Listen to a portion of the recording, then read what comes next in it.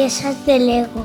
Cerrando los ojos y nos pusieron música y estaban pintando, imaginando unas cosas. Pintar, comer, caminar y bailar.